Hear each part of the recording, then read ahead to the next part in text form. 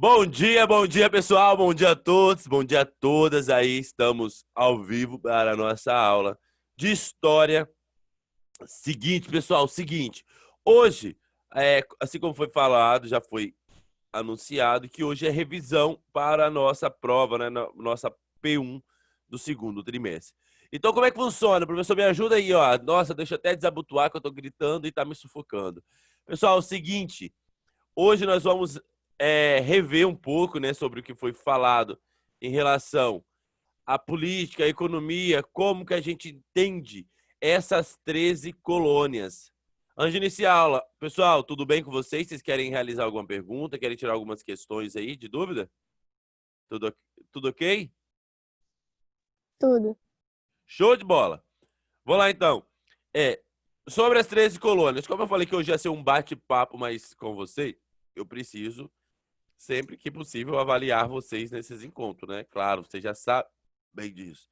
Então, sobre as 13 colônias, eu não vou apontar ninguém, vou deixar que vocês falem. O que a gente lembra aí do que nós já falamos sobre as 13 colônias? Quando eu falo da questão salutar, que a gente fala aqui, o que eu tenho nas 13 colônias? Eu tenho uma participação ali em cima da questão da Inglaterra ou não? Eu tenho que a Inglaterra ela está meio interessada nos conflitos envolvendo lá na Europa em relação à França, ou eu tenho uma Inglaterra participando de fato aqui das 13 colônias, dessas colônias inglesas aqui na América do Norte. Como que vocês descrevem, pessoal, essa Inglaterra aqui do período colonial antes, eu vou até marcar aqui, antes dessas novas leis, antes desses novos impostos. Como que era essa Inglaterra em relação às 13 colônias, pessoal? Era severa, rígida ou não? Ou ela fazia vista grossa? Ela nem notava as 13 colônias. Como que vocês definem aqui, pessoal?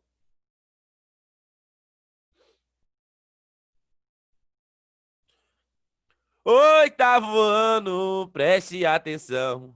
Me ajuda nessa questão. Vamos lá, pessoal, me ajudem aqui. Murilo, por favor, Pablo, Pedro, Luna.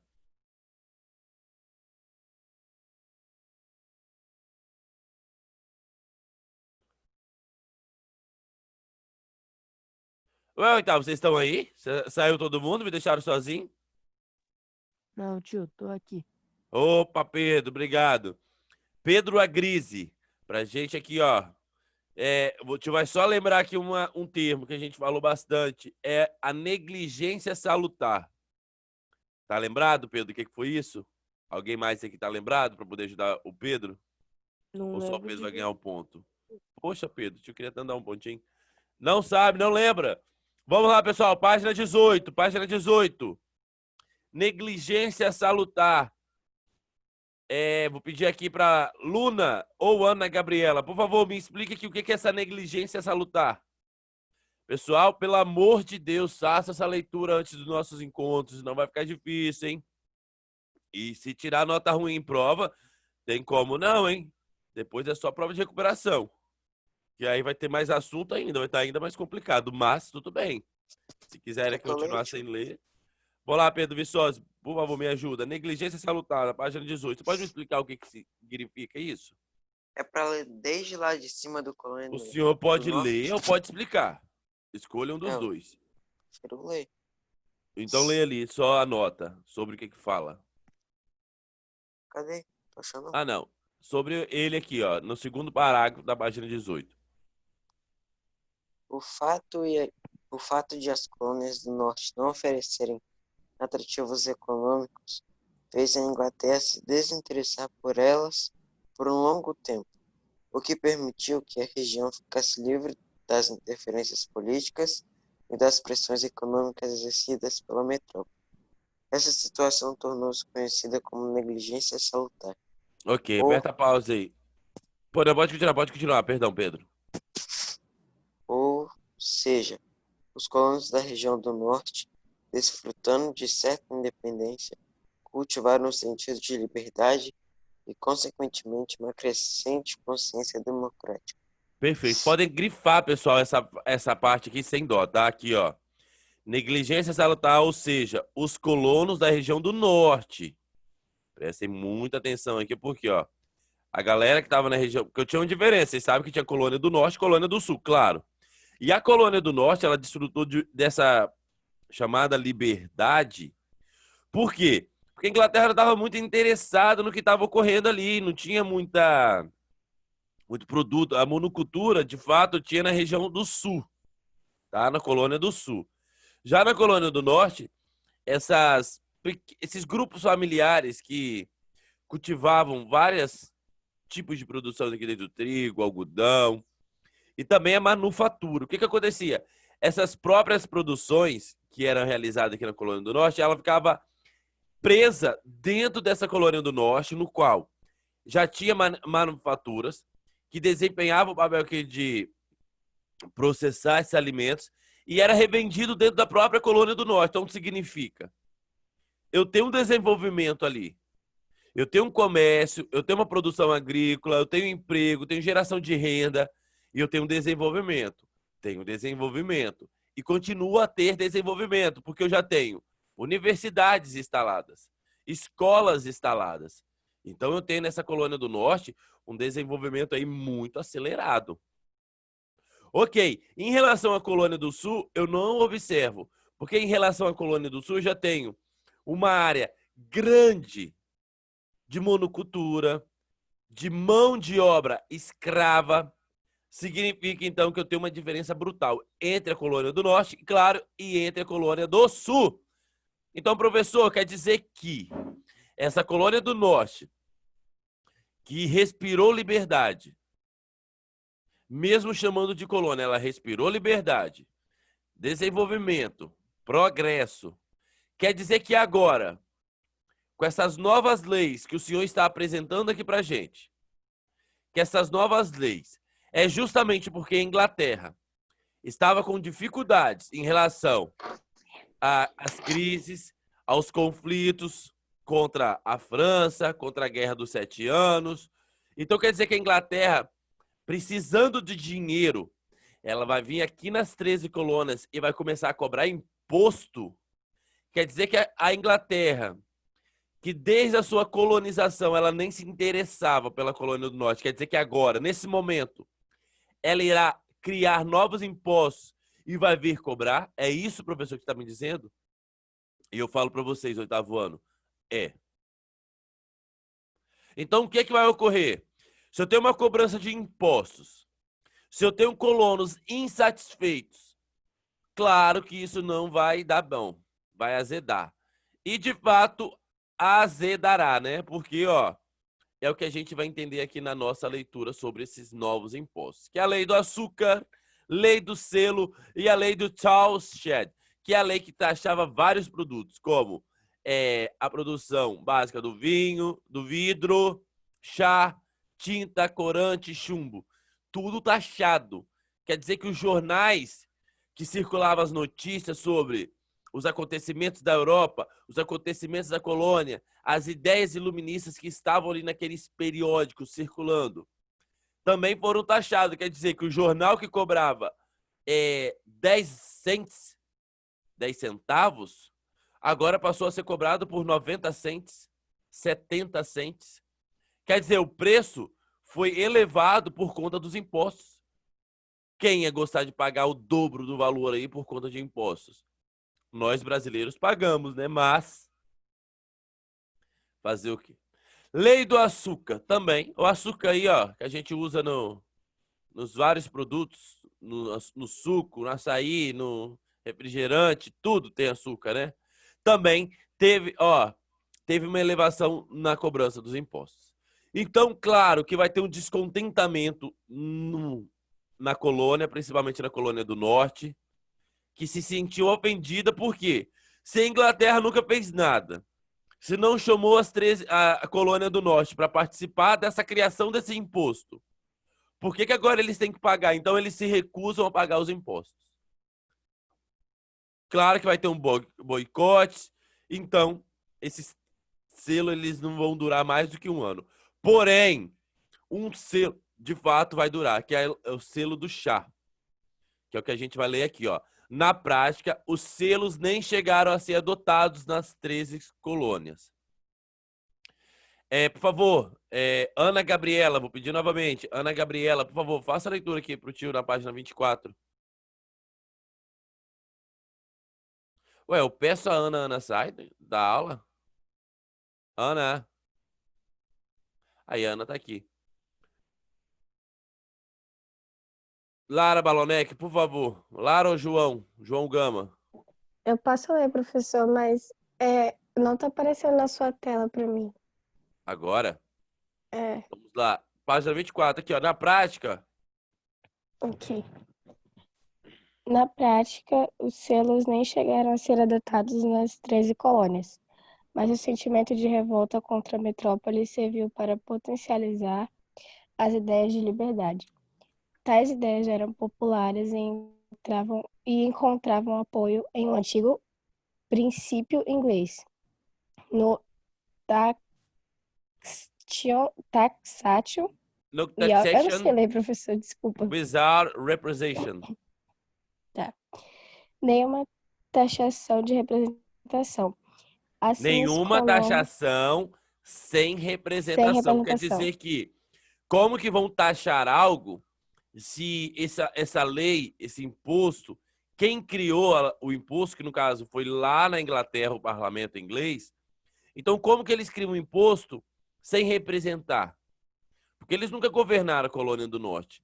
Eles nunca foram de fato governantes. Eles abandonaram. Por isso que a gente fala de negligência, de negligenciar, né? De não ter cuidado. Por isso que pai não é aquele que faz, né? É aquele que cria. Porque tem, lógico, isso aqui é para a família toda, né? Às vezes até um tio, um irmão. Então vamos lá, continua. Assim, os colonos entendiam que, como não haviam participado da elaboração dessas leis, não teriam obrigação de pagar os encargos taxativos. A lei do selo acabou sendo revogada no ano seguinte, em 1766. Ok, 1776. Então nós vamos ter aí, pessoal, esse desdobramento. Quer dizer, ô professor, quer dizer que essas leis aí que foram cobradas, que não durou muito, não durou, claro, por conta da insatisfação desses colonos, quer dizer que o que vai causar no sentimento da população? O que vai causar no sentimento desse povo aí das 13 colônias? E eu pergunto para vocês, oitavo ano, o que vai causar no sentimento, eu posso até usar uma palavra aqui daqui a pouco, o que vocês entendem que causa esses impostos aqui nessa população que não se sente representada pelo parlamento inglês? Então, o que vocês entendem, pessoal? Esse despertar dos Estados Unidos. O que vocês entendem daqui? O que está ocorrendo?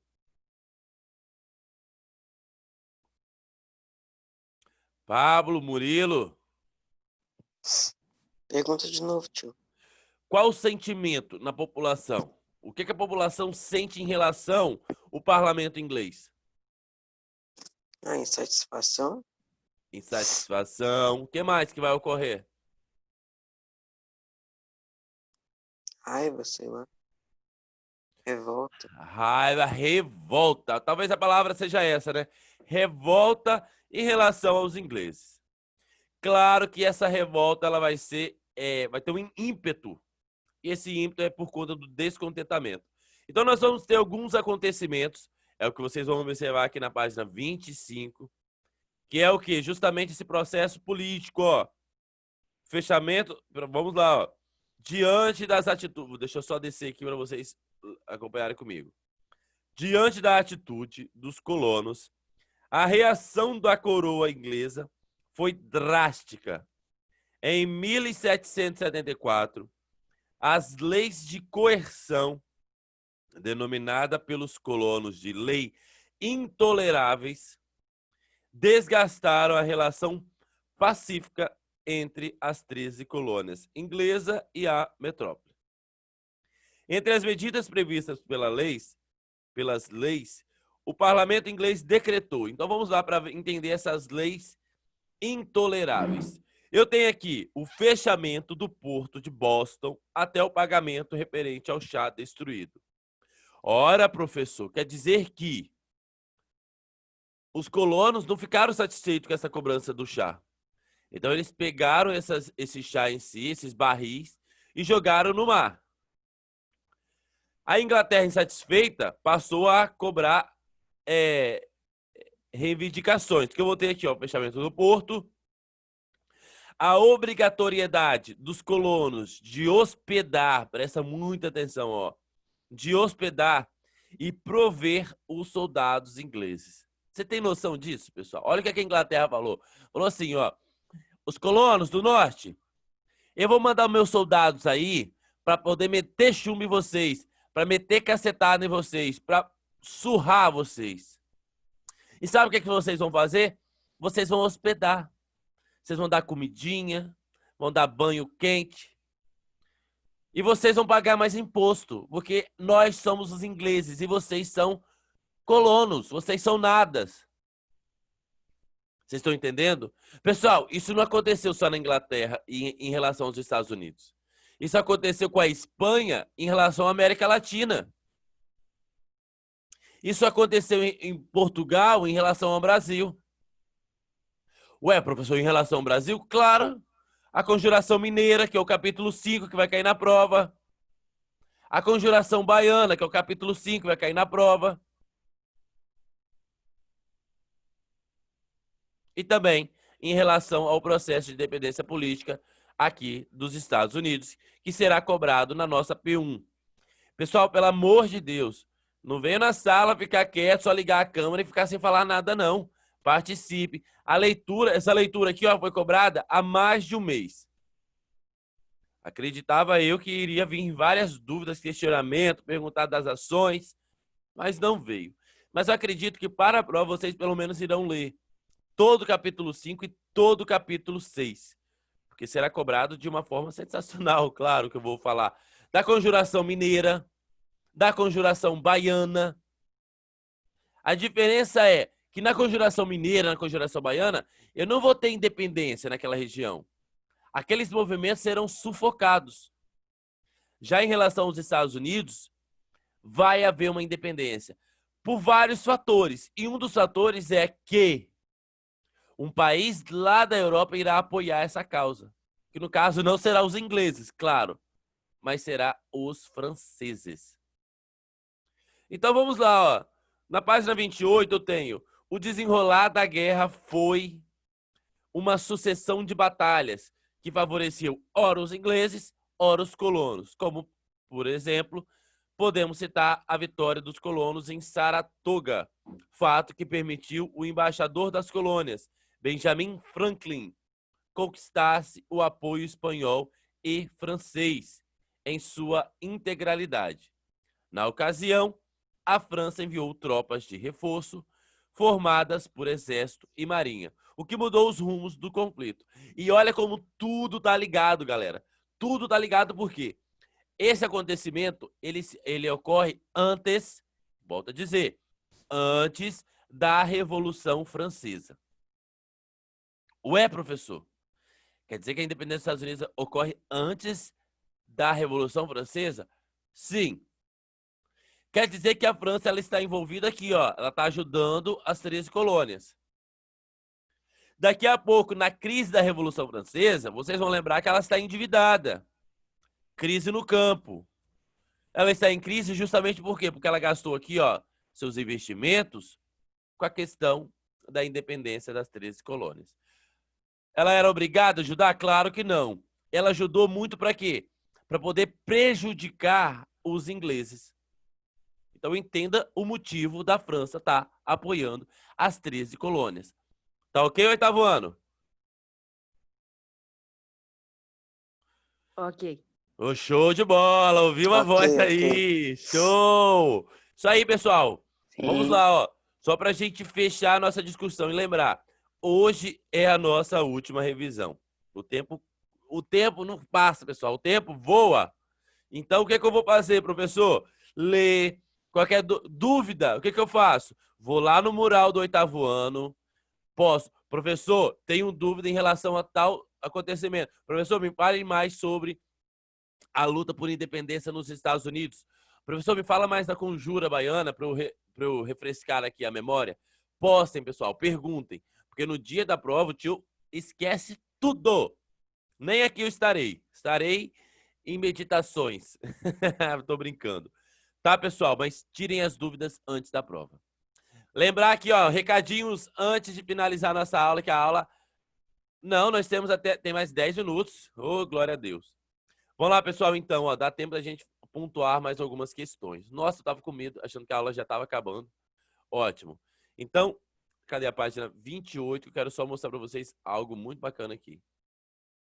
O que nós vamos ter agora no desenrolar da guerra? Ó? Justamente a ideia do Benjamin Franklin. Vamos lembrar o nome dos líderes, ó. Quando a gente falou ali do nome dos líderes da América Latina, a gente fala muito rápido, né? Simão Bolívar, do San Martins. Aqui a gente tem que entender. Quando a gente fala dos Estados Unidos, a gente não enaltece. A gente fala até hoje. Ah, Benjamin Franklin. Passa direto nos filmes. É mostrado nas representações artísticas como que a gente ouve falar sobre Benjamin Franklin e fala pouco sobre Simão Bolívar. São dois líderes, duas importâncias bem parecidas. Então, assim como nós reconhecemos Tiradentes, Benjamin Franklin, San Martins, nós temos que compreender a importância desses líderes para o desenrolar das lutas por independência nas Américas, né, pessoal? Que todo capítulo, do capítulo 5, capítulo 6, capítulo 7 e capítulo 8, está falando o mesmo assunto. O mesmo conceito que a gente está usando, a gente está usando em todos quase. Conceito de quê? De liberdade, agora de propriedade. Entender na questão econômica, quem é que tem um poder econômico? Na América Latina eu vou ter o quê? Os chapetones, crioulos. E aqui nos Estados Unidos? Qual é essa relação econômica de poder? Nós estamos dividindo. Colônia do Norte, colônia do Sul. Eu entendo que a colônia do Norte ela é mais preparada. Ela começa a questionar esse... Vixe, passou baixinho, hein? A questionar esse poder, essas leis, esse imposto criado pela Inglaterra. E é claro que nós vamos ter uma luta armada. Claro que vai ter derramamento de sangue. E a questão é, os Estados Unidos estão lutando com quais ideias? O que motivava esses líderes? Se não a luta por liberdade? Se não a luta por igualdade? Igualdade de direitos. Igualdade de poder econômico, de poder criar a sua própria lei. A questão do imposto é de menos. A questão é, quem criou o imposto? Por que os ingleses, que não se interessavam com essas colônias, passou a criar imposto, e essa colônia, que antes não pagava nenhum imposto, agora vai ter que pagar? O que ela trouxe de melhoria? Nada. Então por que ela está cobrando imposto? É essas perguntas que eram realizadas na colônia do Norte. E era esse o descontentamento. A fundação de uma nação, ela pega um pouco o que foi apresentado lá no grupo 1. Quando o primeiro grupo apresentou o conceito de país, fronteira, estado, nação, que, claro, será cobrado na nossa P1, eu tenho aí também a fundação de uma nação. E olha como a gente entende a criação dessa nação aqui nos Estados Unidos. Quem pode realizar a leitura aqui para o tio? Pessoal, quem pode me ajudar? Ô, Pedro, obrigado. Me ajuda aqui. Página 28. 28? Isso, a fundação de uma nação. Aqui, ó. Vou até deixar eu tava na página. vendo pelo negócio aí. Tá aqui, eu já botei, tá? Vou até ampliar a tela, ó. Cadê a fundação de uma nação? Eu tô no livro já. Tá aqui. Melhorou a imagem agora, né? Sim, tá bom. Em razão das diferenças entre as características econômicas e sociais das antigas colônias, mesmo após a assinatura da Declaração de Independência, nada parecia uni-las. Em um país único, foi preciso elaborar a Carta Magna, apresentado em 17 de setembro de 1787 ao Congresso da Confederação, para que a definição de país se estabelecesse. Além, um país é um território com limites claros e características físicas e sociais definidas. Além desses aspectos, símbolos como uma bandeira única, uma constituição reconhecida pela sociedade ou um hino oficial identificam um determinado país, diferenciando-o dos demais. No caso dos Estados Unidos, a Carta Magna de 1787 terminou por definir sua condição de país. O documento era tão original e radical quanto havia sido a Declaração de Independência. As ideias herdadas da Revolução Gloriosa e do Iluminismo apareceram desde o preâmbulo da Constituição. Leia o trecho a seguir. Vou pedir outro para ler, tá? Cadê, pessoal? Dei continuidade a outra pessoa, por favor.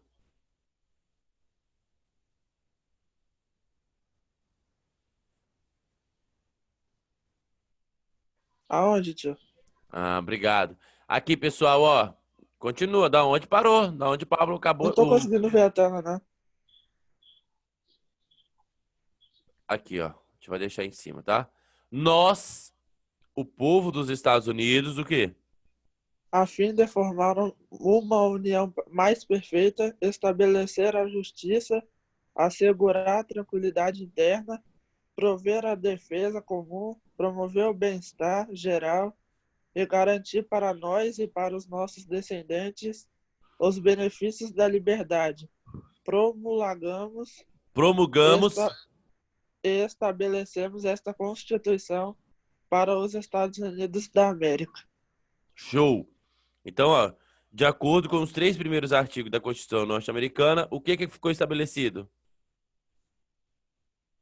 Outros alunos, pessoal, vamos lá, rapidinho, tá acabando a aula. Sistema de divisão do poder legislativo, executivo e judiciário autônomos. A Perfeito. formação republicana de governo seria adotada em todos os estados.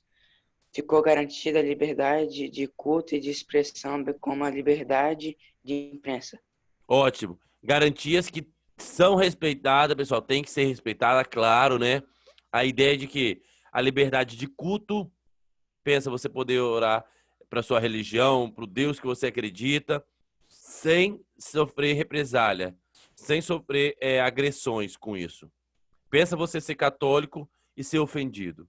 Pensa você ser evangélico e ser ofendido. Isso é muito ruim, isso é muito feio. Então ficou garantida a liberdade de cada culto dentro daquele território. E também o quê?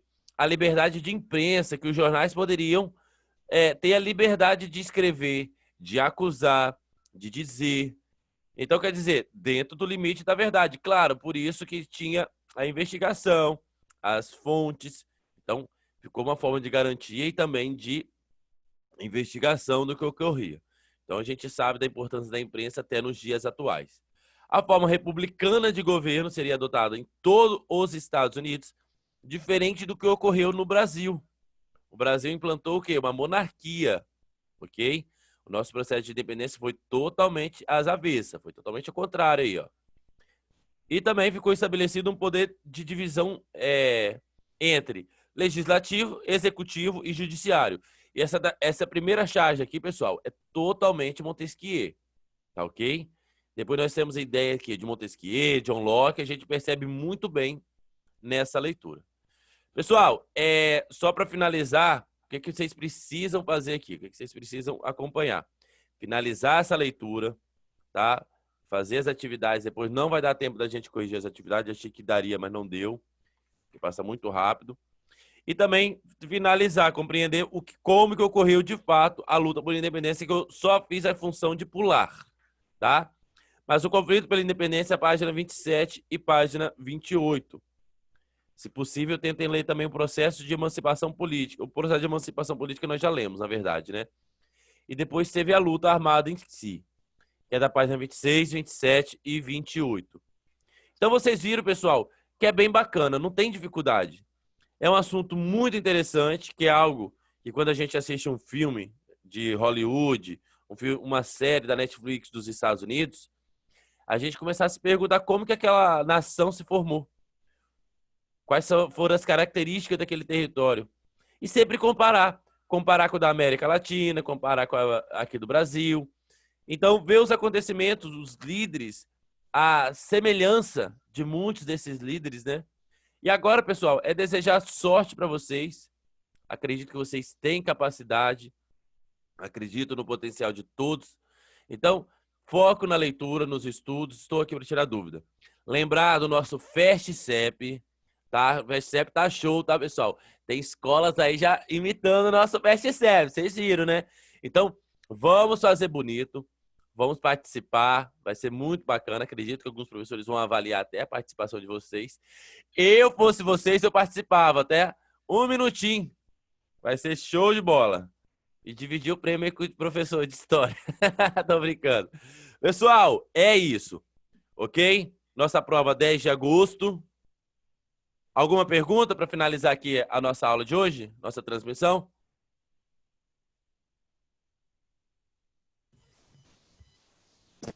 Não, tio. Não. Tranquilo. Show, pessoal. É isso aí, tá? Tome um café da manhã, foco na leitura e Já é tenho isso aula aí. daqui 15 minutos. Tchau. Tchau, pessoal. Até daqui a pouco, então, com a próxima aula.